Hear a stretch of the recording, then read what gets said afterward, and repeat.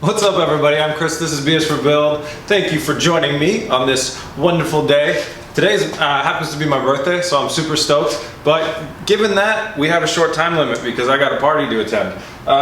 In the last episode, we installed our exhaust. The exhaust was installed correctly, sounded great. Problem was that once we installed the exhaust and our new air filter, handmade air filter. It was the first time we ran the car off of limp mode, and once it came off of limp mode, it threw a ton of codes, got really pissed off at me. Today we are here, we've gathered a ton of information online and from you guys, the viewers, thank you very much for that. And we have a lot of things to try, and luckily we got a donor car and we got a lot of parts available. So limited time frame, lots of parts. I'm very excited. My birthday present that I really want is this car to run, and hopefully in this episode, that's what we're gonna have happen. Stay tuned.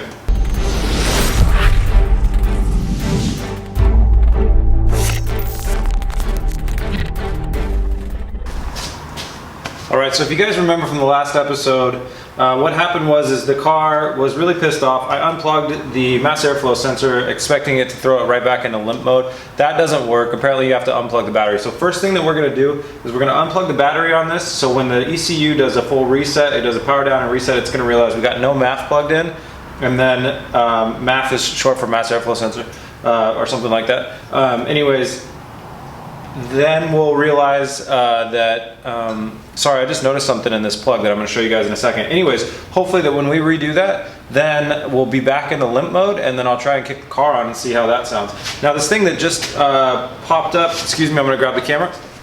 Alright, let me show you what I saw while I was filming that little bit here. We have this, let me try and get the camera to focus on it best we can. Here's our plug, and you can see the 1, 2, 3, 4th pin is burned up and looks really unhappy. So that is something that we're going to be looking for, because we did get a lot of voltage problems when I was talking about the MAF. Now, we are going to unplug the battery and let that drain down the ECU before we try and start it again. Let me go through a little bit of background of what's happened with this car. This MAF has been taken on and off about 15 times, and when the car was originally hit, it crushed the stock airbox. And this was in it, and it got hit very hard, enough to destroy the stock airbox and everything around it, and I basically pulled this off of a broken tube. Then I've been carrying this around with me. It's been underneath the car with the elements. It's been to the Subaru dealership and in and out of the car a lot. It's been dropped a few times. So the odds of this thing being faulty, pretty high. Other thing that it was complaining about, it looked like our cam timing is off. Well, here's our cam sensors, and you can see that there's some handmade wiring down here. That is because the clips on the cam sensors were crushed during the impact, meaning these things got hit hard enough that the plastic connecting clips that come out of the cam sensors, those were destroyed.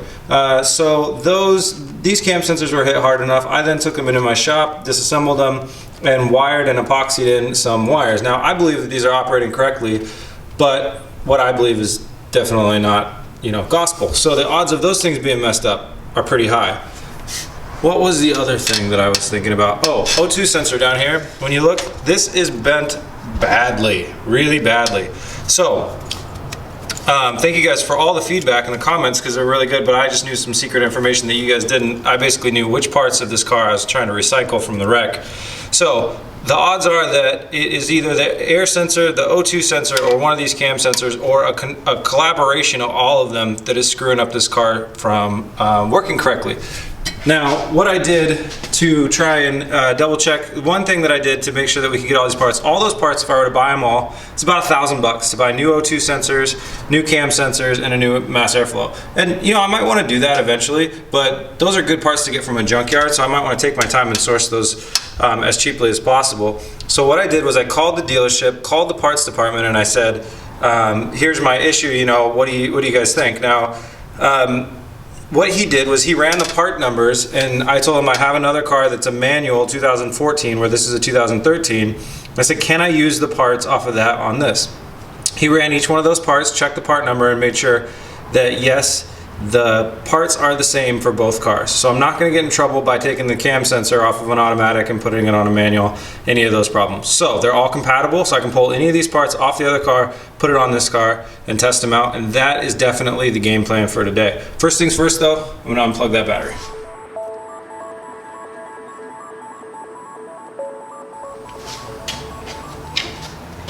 Alright, sorry about this stupid box. I'm going to do some hood struts here shortly so I don't kill myself.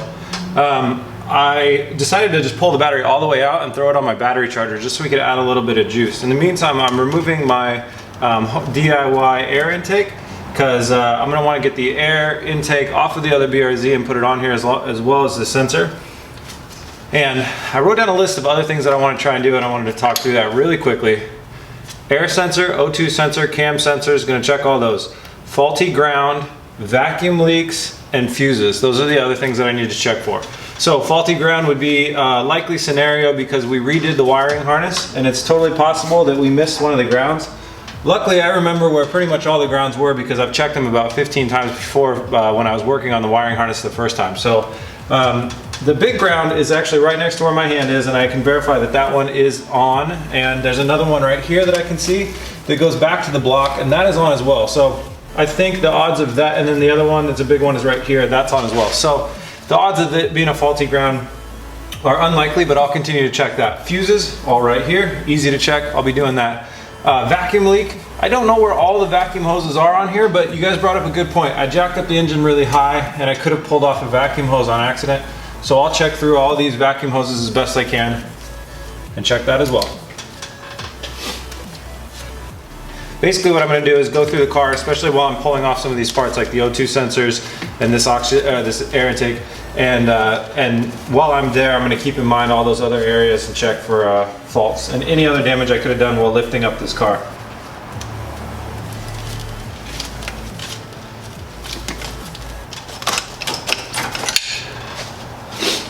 Alright, well I have removed the DIY air intake off of this car. I went to the other BRZ and I pulled the air intake with the sensor along. Here's the unit. I left the whole front sucker thing away because that really shouldn't change the outcome of this test. So now I'm kind of wondering how to best diagnose this by putting it together piece by piece. We could put the battery in there and test for codes now that it's new, but that's not really going to tell us much because it may find more codes and they may throw once the car starts. So I don't really care the outcome of that. So I think what I'm going to do is I'm going to put the battery in along with putting this new mass airflow sensor and air intake in, and then I'm going to scan for codes and turn the car on and let it run and see how that goes. That's the game plan for right now. I don't really know the best way to go about doing this in diagnosing. We have so many codes and all that stuff, but I just know that not doing anything is the wrong way. So I'm just going to try something and go one by one.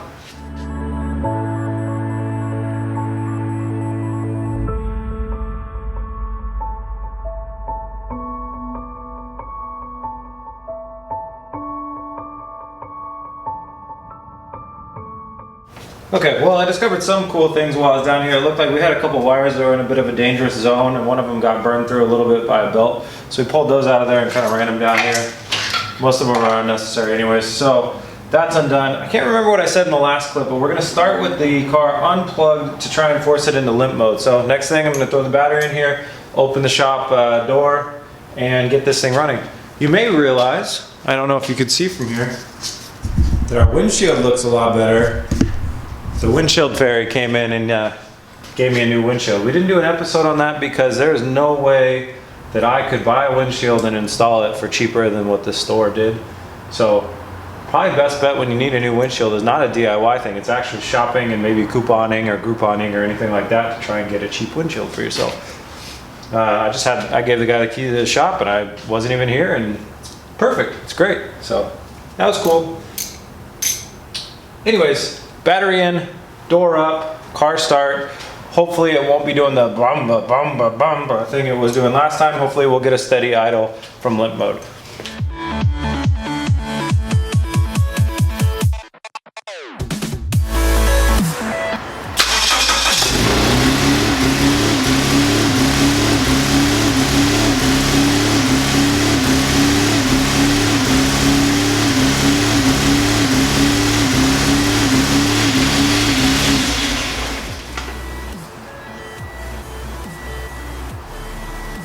Okay, well unfortunately we got the same problem as before.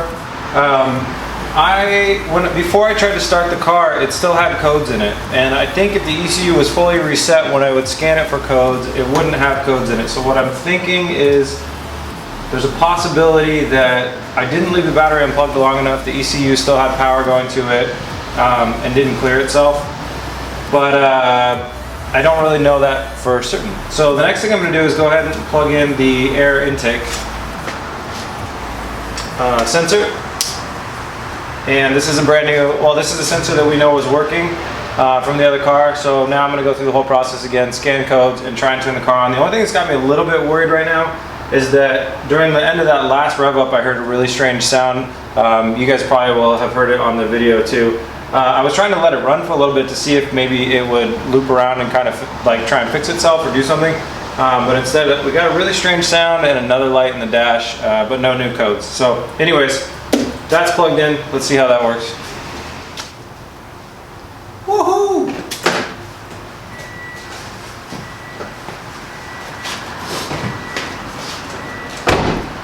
Okay guys, good news. Let me check the cameras on. Could I be any more unprofessional? Okay, so this is really great news. Plugging in the new mass airflow sensor cleared all of our codes except for the pedal position, throttle position, pedal, something. I'll put it on the screen somewhere or whatever. It's the code that we had last time that revolves around the pedal, and somebody told me, they were saying that, you know, obviously lifting up the car could mess with that pedal position sensor. I don't know if this is a pedal, a throttle sensor that is a cable-driven throttle, like on an older car, or if it's disconnected from the car and they use synchronized computer radio waves science to detect how far the pedal is down. But that would make sense why, if the car started in limp mode but it thought that the pedal was floored for some reason, maybe it was stuck down, that it would rev up to about 2,000 RPMs and then it would obviously stop and go back down, because in limp mode the car's not going to want you to be allowed to go over a certain amount of RPMs. So that might have been why when we started up it just goes boom, and then let the computer brings it down, boom, computer brings it down, boom. That could have been responsible for the way that that was acting. So rather than even start it up again, I'm going to try and figure out what I can do about that pedal position sensor. Throttle position sensor? Let me read, I'll go read the code real quick. Throttle pedal position sensor A. Sounds like the code. Anyways, I have no idea how to diagnose that. I'm going to start by looking at the pedal. Hopefully I'll come back with good news. I'm getting really excited because I think we're going to get close to fixing this. And we've only spent about a half an hour. Alright guys, well, I spent about 30 minutes Googling random different stuff to learn a little bit more about throttle position sensors and what that all means. I checked the pedal, the connection to the pedal looks fine. When I unplugged it, I got a new good warning that that was not working right. So I plugged that back in. I think that's fine. As I thought, it's definitely not a cable-driven throttle like an older car. It's all electronic, so there's a throttle position sensor in here. And I checked the connection to it, and I think that's fine. It looks fine, and it feels fine. I don't know which fuse is for that, so I should probably do a little bit more research, but I'm actually having trouble Googling that one, so that's a problem. But I've also heard of a lot of other people having this problem, and basically what happens is the car just kind of panics when it loses track of what's going on. It thinks that it should be revving higher or lower for where the pedal is, which is when the problem happened. That's what was happening. I floored the pedal and it was pissed off, so it didn't rev high enough. That might have been when we got that code, because that code did show up at that time. So it's possible that it just needs to relearn itself, and that's what a lot of people have said. So you go through this relearning procedure. So the first way you do that is you kill all the power to the car, and then you start it up and you don't touch the throttle for a long time. So that's actually what I'm going to go ahead and try. I'm going to unplug all the power to the car again, let it completely die down. I'm going to plug it back in, and then I'm going to try for a startup and hope that I don't get the revving and the acting up like I did before. Hopefully it'll just sit at idle. If it doesn't sit at idle, I'm going to turn it off and keep trying to diagnose the TPS, assuming that it's faulty, rather than assuming that it needs to relearn.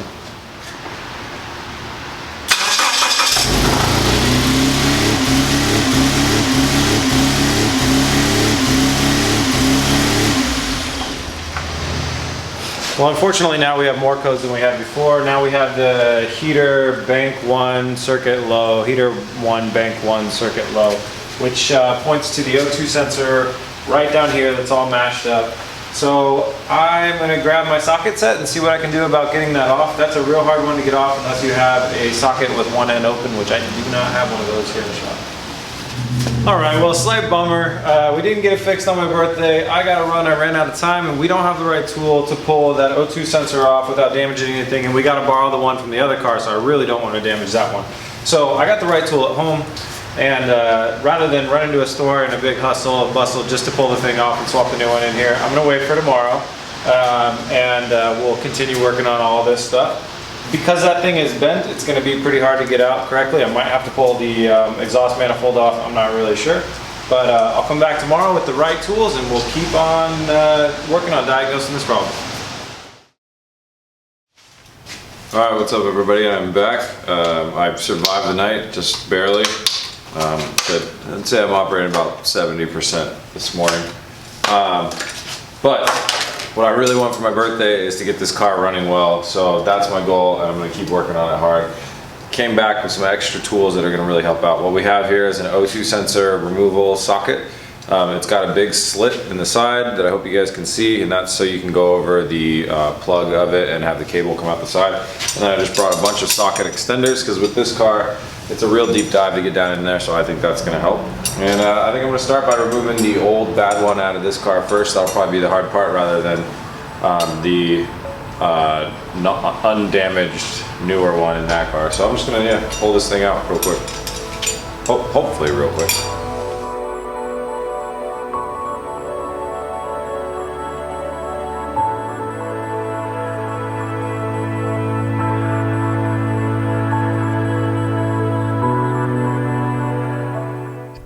Alright, here we have our O2 sensor that we pulled off of the Plan B BRZ, and you can see it's nice and it's straight and it's not at that 90-degree bent angle like the other one. So this is a fully operating, not throwing codes O2 sensor, and we're going to place it in this car and then give her another test run. So I'm going to drop this in there real quick and get it all plugged in.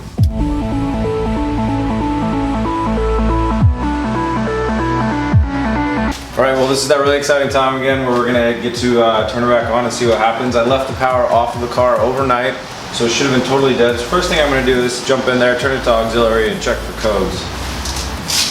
I don't know enough about these ECUs. I don't know if it should throw codes again just right off the bat, or if we should be running and then expecting some codes or whatever. We'll see.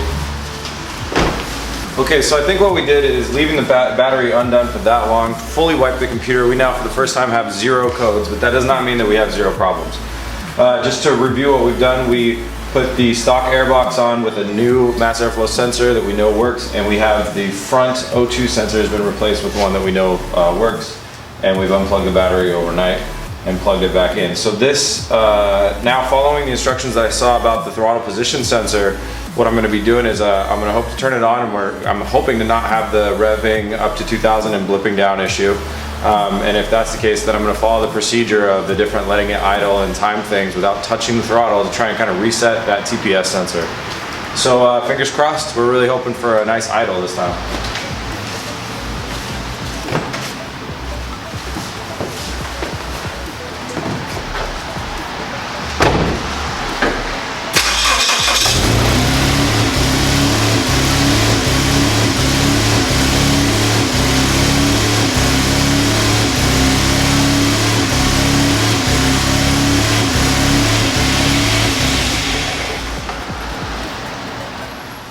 All right, well, good news and bad news. I'm not really too disappointed or too happy either way. I'm right in the middle ground. We don't have the error code thrown anymore from the O2 sensor. It's saying nothing about heater O2 anything any longer. So that's the good news. Bad news is we still have the throttle position sensor failing or throwing a code. So time for more Googling, more researching. I'm going to keep trying to diagnose this thing. This is unfortunately an area that I'm really a noob at. I have no idea, so I'm just going to keep working on it. Well guys, I'm really happy to say that I think I found the root of the problem. This is an insane problem to have, and the funniest part is I actually read about somebody else having this problem online. I just started disassembling the, sorry I'm so hungover I forgot the name of it, but you know where the air goes into the car. It's the throttle body, and I started disassembling it, and then as I looked in here, I haven't even touched it. Can you guys see that piece of plastic in there?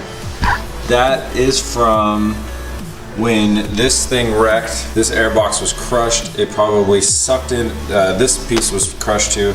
It probably sucked in a piece of plastic, threw it right through there, and blocked the throttle body. So I'm gonna pull that piece of plastic out, bolt everything back up, and I'm really hoping that we'll be in better shape after that.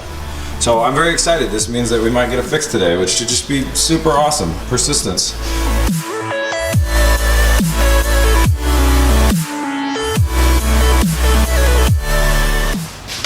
All right guys, well I really think I got it this time.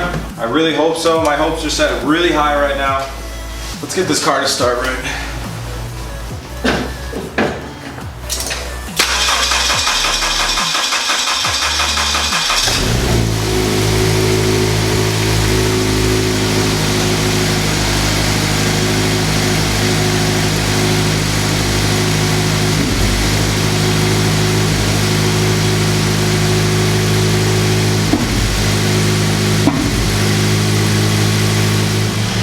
All right guys, I'm really happy to say that we have 0 codes.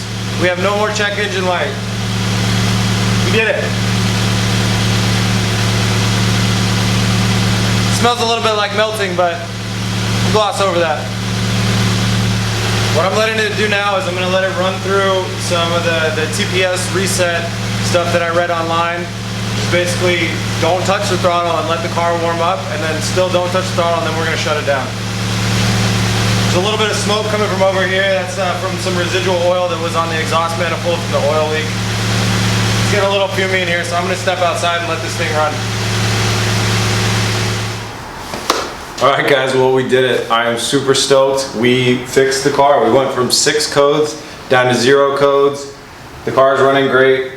I don't know what the next step is. I think we're gonna prep it for a little bit of a test drive. I gotta go buy some registration. But anyways, I'm very excited. It just goes to show that even when you're feeling like not very good and you're pretty dumb and deeply hungover, if you just show up to work and put in the work, you can get a lot of stuff done. So I'm happy we fixed this. I'm happy we fixed this in kind of the B is for build way. And now I know exactly the parts that I need to replace to have this car finished up. Thank you guys very much for watching. If you would like to pick up any of our merch, we have these new B is for build shirts, which are great. They're in the store now. We have lanyards, which are these little jobbers, and we got key tags and hats and all sorts of great stuff. If you'd like to help support the channel, it means a lot. It really helps us out with being able to keep these builds going. And it just, the support means a ton. And you know, if funds are tight, I understand. If you like the videos and you click the like button, that helps us out a lot too. Some people don't know that, some people don't think that, but clicking like really means a lot. And I want to thank all the fans. You guys are awesome. All the comments led me down this path of all the stuff I did. Literally on the back of my wallet, I just wrote down all the things that people commented. Just made a bullet list of the things I wanted to go through. Got it right there and went through that stuff with this car, and look, now it's fixed. So that's awesome. Thank you guys very much. I think I got the best community around, and I'm very happy with that, very thankful of that. I got my birthday present too, which is just awesome. So I'm stoked, man. I'm jazzed. Thank you guys very much for watching. This has been B is for Build. Please like and subscribe and have a great day. Peace.